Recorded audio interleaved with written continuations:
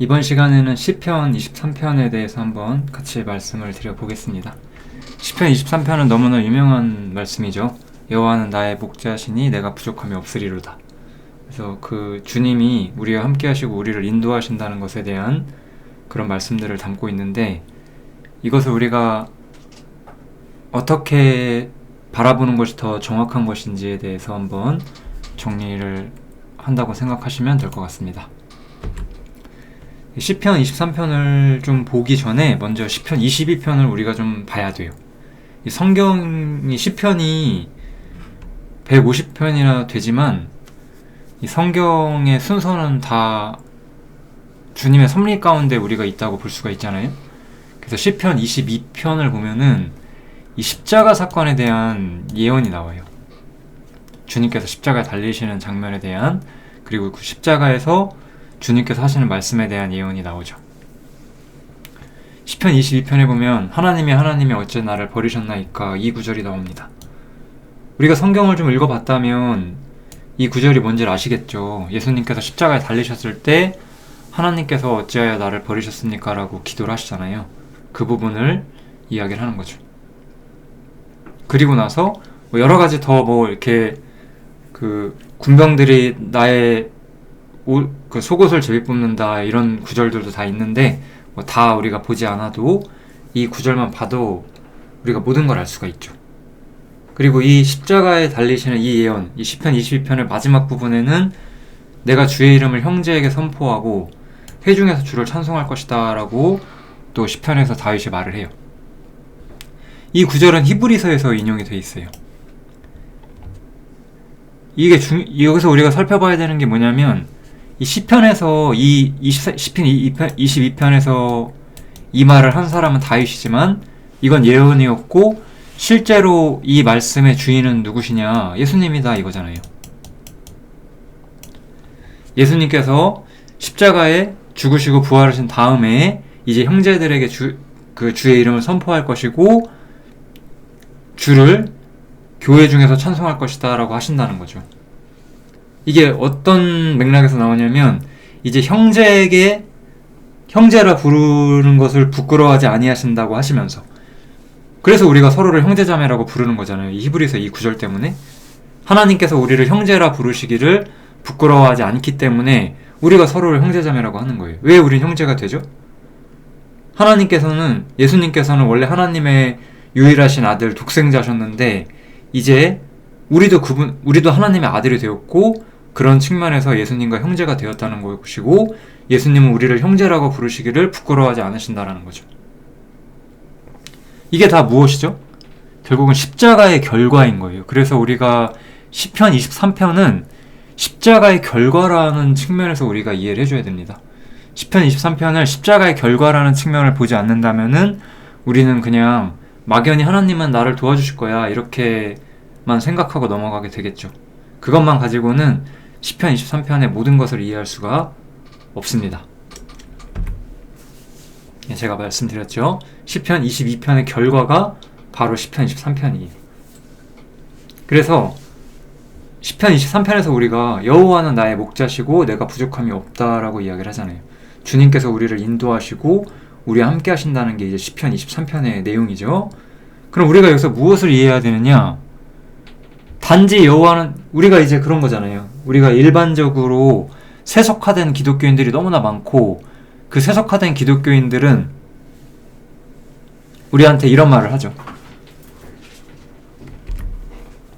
주님께서 나를 인도해 주셔서 내가 이렇게 인생이 풀려나가고 이렇게 되더라, 이런 이야기들을 많이 합니다.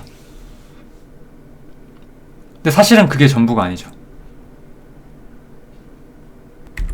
단지 주님께서 우리의 일상, 우리의 환경, 주님께서 도와주셔서 우리가 이런 일이 우리 인생에서 발생했다, 이런 것만을 위한 것이 아니고, 사실은 시편 22편의 결과라는 거잖아요. 지금 시편 22편에서 우리는 구원에 대한, 예수님의 십자가에 대한 것을 보고, 그 십자가 이후에 하나님과 내가 어떻게 연결되어 있느냐, 우리가 그걸 봐줘야 된다는 거죠. 그러면 정말로 우리가 부족함이 아예 없나요? 우리는 뭐 건강하지 않을 수 있고, 물질적으로 풍요롭지 않을 수 있고, 환경적으로 열악할 수 있어요. 부족함이 있을 수 있죠. 근데 그 부족함, 우리가 세상에서 느끼는 그 부족함, 그게 우리한테는 아무것도 아니기 때문에 우리가 이렇게 말할 수 있는 거거든요. 왜? 이제 하나님께서 나의 목자가 되셔서 이 땅에서 나의 필요를 채워주시는 분이 아니라 그리스도 안에서 하늘에 속한 모든 신령한 복으로 우리를 복주시는 분이기 때문에 그렇다는 거예요. 항상 우리가 이 문제를 매우 정확하게 이해를 하고 있어야 됩니다. 우리는 하늘에 속한 신령한 복을 받았다는 게 무엇인지를 이해해야 돼요. 우리는 너무나 이 땅에서 복 받는 것이 마치 기독교인 것 마냥 말하는 사람들 속에서 살고 있어요, 지금. 그렇다고 한다면 이 성경은 무언가가 근본적으로 이상한 거예요. 왜냐면은 왜 예수님은 십자가를 못 박히고 사도 바울은 죽도록 고생하고 하나님께 갔고 베드로도 우리가 순교했다고 전해지는데 왜 우리는 잘 먹고 잘 살아야 되죠? 그게 말이 안 되는 거잖아요. 그들은 하늘에 속한 신령한 복을 받고 그것을 위해서 이 땅에서 헌신하는 길을 택한 거거든요. 우리도 마찬가지고요. 그래서 환난 중에 있어도 오히려 환난이 인내를 가져오고 연단을 가져오고 소망을 가져옴으로써 우리가 하나님 앞에 더 나아갈 수 있게 해주는 거예요. 이제 주님께서는 우리의 목자가 되시는데 육신에 따라서 이 세상에서 잘 먹고 잘 되도록 하는 목자가 되는 게 아니라 하늘에 속한 신령한 복을 우리가 누리고 그것이 무엇인지를 알아가고 그곳에서 함께 할 수 있도록 우리의 목자가 되주신다는 거죠. 사도 바울이 이렇게 말하죠. 이 구절은 너무나 강력한 구절이거든요. 로마서 8장에 나오는데 누가 우리를 그리스도의 사랑에서 끊으리요? 라고 하는 거예요. 환난이나 공고나 핍박이나 기근이나 적신이나 위험이나 칼이랴 그러잖아요. 이 모든 것들이 그리스도의 사랑에서 우리를 끊을 수 없다라는 거예요. 여기서 말하는 그리스도의 사랑이라고 하는 것은 우리가 이러한 어려움 속에서도 주님을 사랑하겠다는 뜻이 아니고 이러한 어려움이 있다고 해서 주님께서 우리를 사랑하지 않는 것이 아니다라는 뜻이에요. 이것의 맥락을 잘 이해하셔야 돼요. 이 구절은 그런 거예요. 우리는 환난이나 공고나 핍박이나 기근이 닥치면 왜 하나님이 나를 이런 데 밀어넣으실까라고 생각을 하는데 반대라는 거예요. 그런 상황이라고 해서 하나님이 나를 버리신 것도 아니고 하나님이 나를 사랑하지 않는 것도 아니라는 거예요. 오히려 이것도 여기 말하잖아요. 기록된 바 우리가 종일 주를 위하여 죽임을 당케 되며 토사라 양같이 여김을 받았나이다. 우리가 이 세상에서 주님의 이름으로 살면서 어려움을 겪을 수 있다고 분명히 말하는 거예요. 그러나 이 모든 일에 우리를 사랑하신 이로 말미암아 우리가 넉넉히 이긴다라는 거. 이런 것들이 찾아와도 환난과 공고와 핍박이 찾아와도 우리는 넉넉히 이길 수 있다라는 거예요. 왜냐? 우리는 이 세상에서 잘 먹고 잘 사고 부자 되고 누리는 삶을 살기 위함이 아니고 하늘에 있는 복을 기다리는 사람들이니까요. 그게 바로 그리스도인이죠. 어떤 점에서 기독교는 많이 타락했고 세상의 복을 구하는 종교로 지금 변질되어 있고 사실 저랑 교제하시고 이 영상을 들으시는 대부분의 분들은 그러한 기독교를 나오셨기 때문에 지금 이걸 듣고 계신 거겠죠?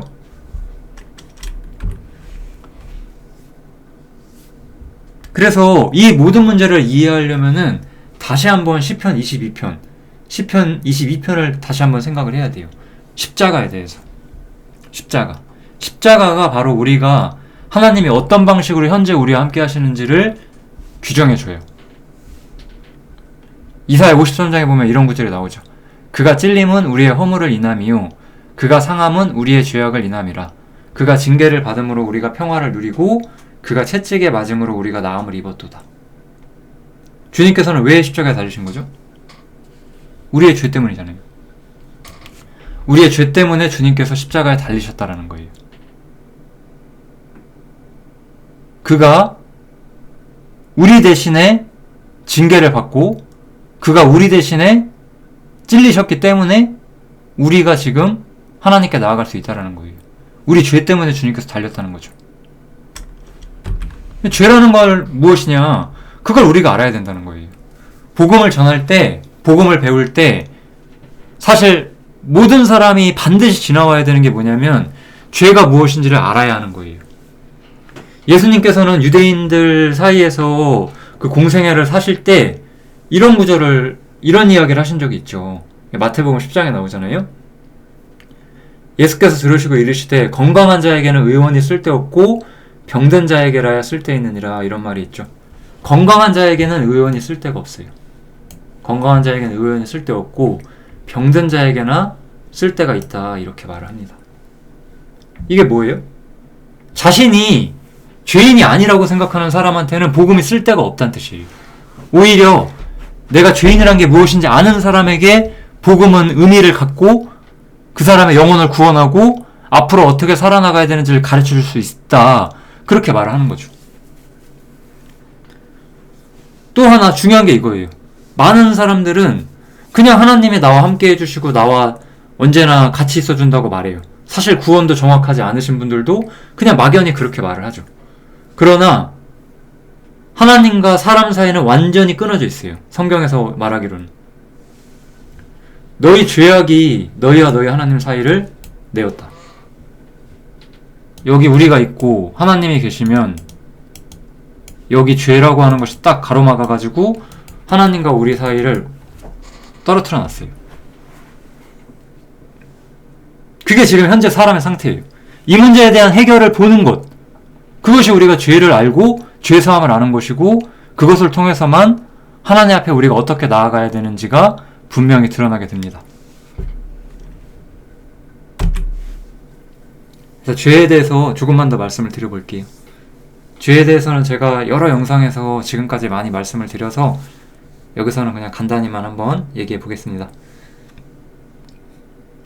죄는 크게 두 가지를 우리가 볼 수가 있어요. 하나는 부패한 거예요. 악한 거죠. 만물보다 거짓되고 심히 부패한 것은 마음이다. 여러분들은 이 말씀이 이해가 됩니까? 저는 너무나 잘 이해하고 있거든요.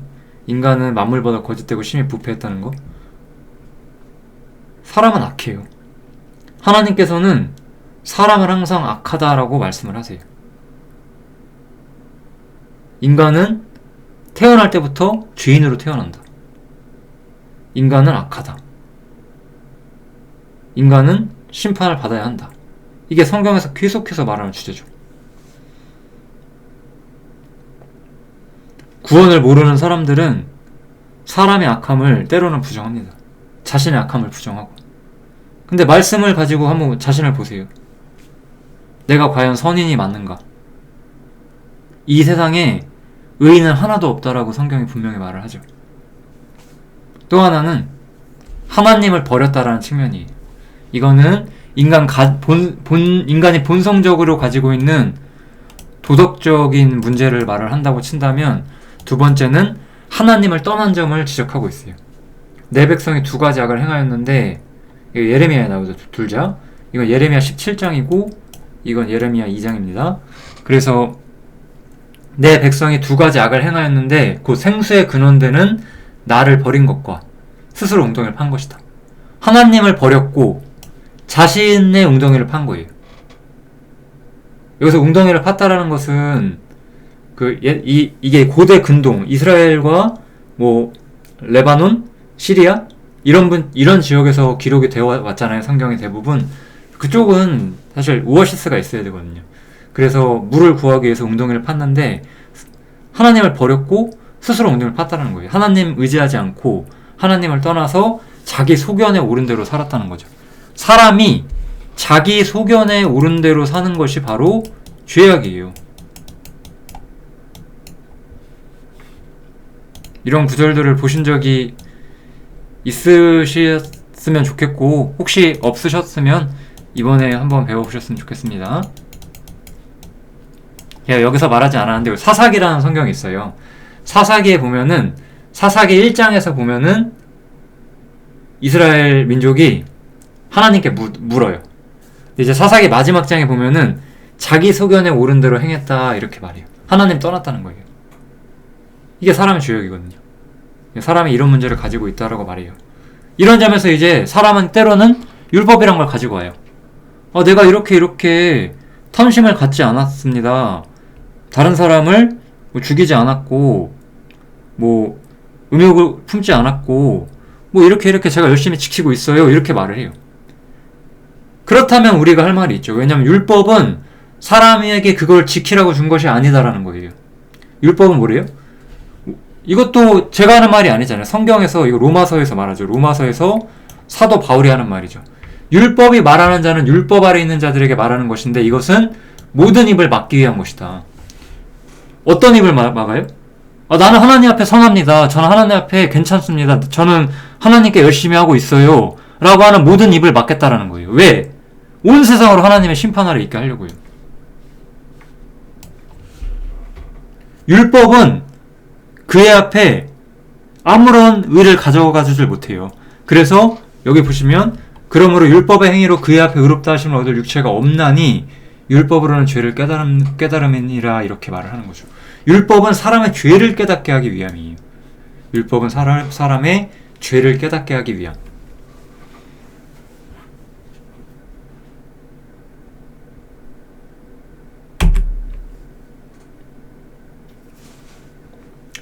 자기의라는 얘기도 한번 해볼게요. 자기의는 사람이 종교 안에서 하나님께 드린다고 하면서 스스로 만족하고 있는 것들을 일반적으로 지칭하고 있어요.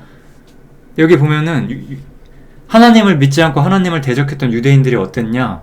하나님께 분명 열심히 있었지만 지식을 쫓지 않았고 결국 하나님의 의를 모르고 자기 의를 세우려고 힘써 하나님의 의에는 복종하지 않았다. 이 결과예요. 사람은 이렇게 자기 의를 세우면서 하나님 앞에 나가지 못해요. 이사야에도 나오죠. 대저 우리는 다 부정한 자 같아서 우리의 의는 다 더러운 옷 같고 우리는 다 세폐함이 잎사귀 같으므로 우리의 죄악이 바람같이 우리를 몰아간다 이렇게 표현을 합니다. 사람은 이런 입장이라는 거예요. 이거 제가 오늘 길게 말하기는 좀 그런데 그래서 우리는 결국은 죄인이고 하나님 앞에 우리는 악한 존재이고 이 죄가 얼마나 무거운 것인지를 우리가 이해를 해야 돼요. 죄의 사함이 무엇인지를 이해하기 위해서는 우리의 죄가 얼마나 큰 것이냐, 우리의 죄가 얼마나 큰 걸까요? 그것을 말하는 성경 구절을 제가 오늘 이미 2개를 사용을 했는데 다시 한번 정리를 한번 해보겠습니다. 우리의 죄는 얼마나 무겁냐면 하나님께서 자신의 독생자를 죽여야 할 만큼 하나님께서 자기의 독생자를 버려야 할 만큼 무겁다라는 거예요. 우리는 때로는 죄에 대해서 내가 이렇게 큰 죄를 졌으니까 난 이렇게 나쁜 사람이야 이렇게 말할 수 있는데요. 그냥 작은 죄든 큰 죄든 하나님 앞에서는 다 죄인 것이고 하나님 앞에서는 작은 죄가 없어요. 인간이 아주 사소한 죄를 지었을지라도 하나님은 완벽히 거룩한 존재이기 때문에 사람과 하나님 사이는 완전히 끊어지게 돼요. 그게 바로 죄의 진정한 무게인 거고 그것을 메꾸기 위해서는 그것을 해결하기 위해서는 하나님께서 그 값을 치러야 되는데 그 값이 뭐죠? 아들이에요. 아들. 하나님께서 자기 아들을 십자가에 달아야 한다는 거예요.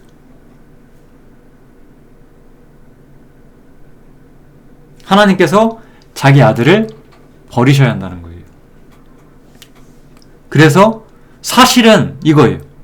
사실은 찔려야 되는 건 나였고 죽어야 되는 건 나였는데 내 대신에 주님께서 십자가에 달리셨다는 거예요.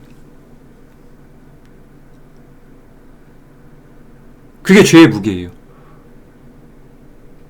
죄의 무게는 뭐냐? 내가 당장 지금 십자가에 박혀버려야 되는 거예요. 당장 내가 죽어야만 하는 거예요. 그만큼 우리의 죄가 무거운데 우리가 살고 있어요. 왜? 주님께서 나를 위하여 십자가에 달리셨기 때문에 그렇다는 거예요. 그것을 정말 믿는 사람들이라면 앞으로 어떻게 살아갈까요?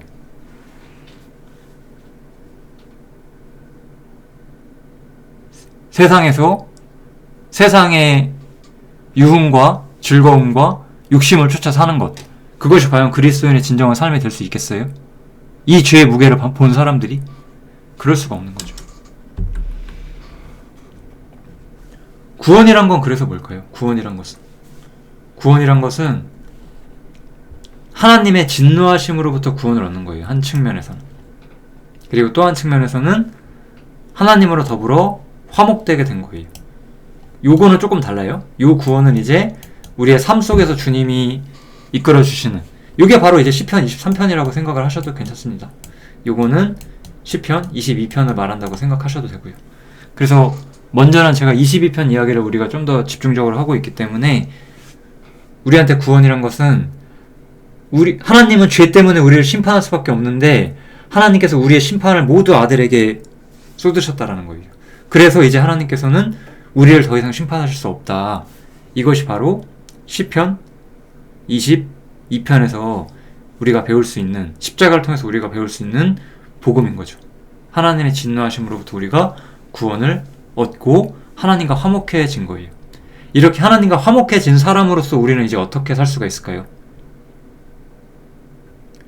하나님과 화목을 이룬 사람으로서 이제 우리는 하나님의 인도하심 속에서 살면서 하나님께서 우리의 삶이 어둠 속에 빠지지 않도록, 우리가 다시는 구원받기 전처럼 죄와 세상과 마귀의 노예로 살지 않도록 하나님께서 우리를 이끌어가 주시고, 그 인도하심이 바로 시편 23편인 거예요.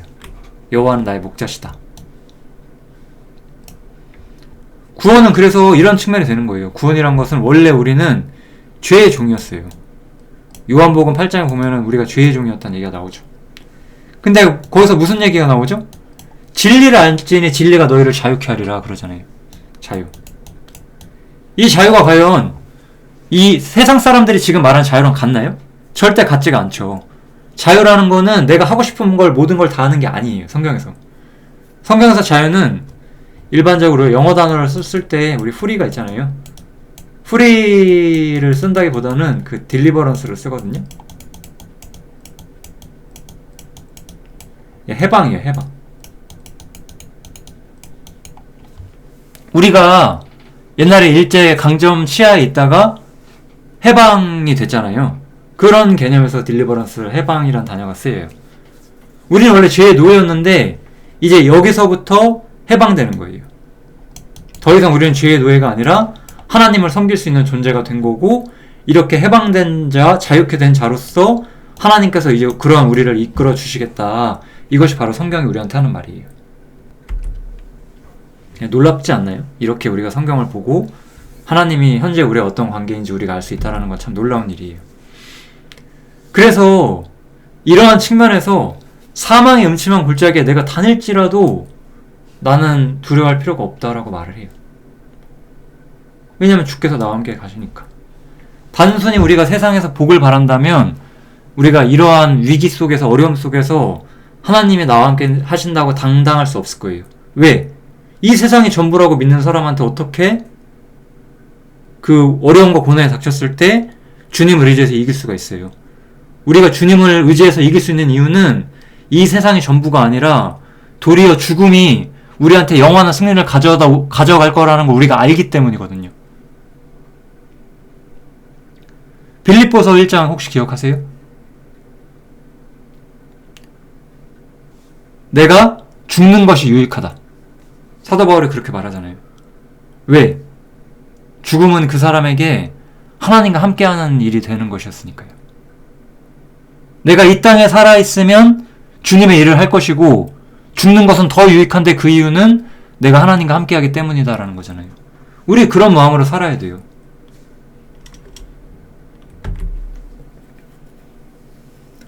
그래서 사망의 음침한 골짜기를 다닐지라도 우리가 해를 두려워할 필요가 없어요. 주께서 나와 함께 하시니까. 네, 여기서 마지막으로 하나만 더 말씀드리고 싶어요. 사망의 음침한 골짜기, 죽음이라는 것이 무엇인지에 대해서 우리가 좀 말씀을 다시 한번 드리고 싶은데, 성경에서 바울은 이런 말을 해요. 이 앞부분은 맥락상 설명할 게 많아서 그냥 생략을 할게요. 세상, 생명, 사망, 현재, 미래 다 모든 것이 너희의 것이다. 이거는 우리가 예수님을 믿을 때 예수님과 우리는 형제가 되었고, 이 모든 것들이 주님의 것이면서 또한 우리의 것이에요. 이걸 우리가 그 만물의 후사가 되었다라고 성경에서 표현을 합니다. 그래서 그리스도인들은 만물의 후사고, 사망조차 너희 것이다 라고 말을 해요. 죽음은 우리한테 아무것도 아니에요. 오히려 죽음도 우리가 정복했다는 뜻이에요. 그리고 죽음이란 건 뭔지 우리가 잊어서는 안 돼요. 우리가 절대 잊어서는 안 되는 하나가 있어요. 죽음은, 하나님을 모르는 사람들에게 죽음은 이 세상 최고의 공포예요. 세상과 나를 끊어내는 거예요.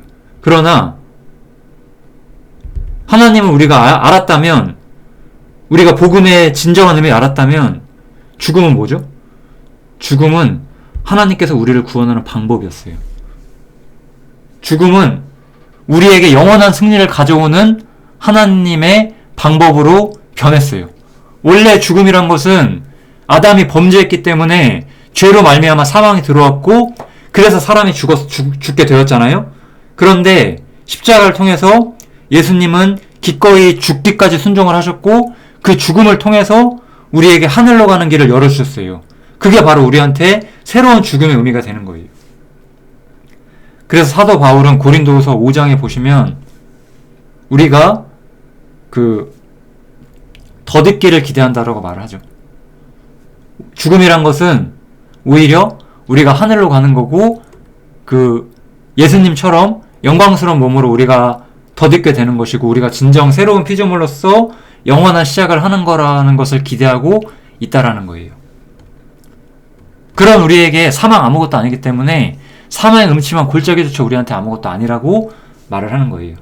이러한 믿음을 가지고, 담대함을 가지고 이 땅을 우리가 살아나가기를 좀 바라겠습니다. 여기까지 하겠습니다. 감사합니다.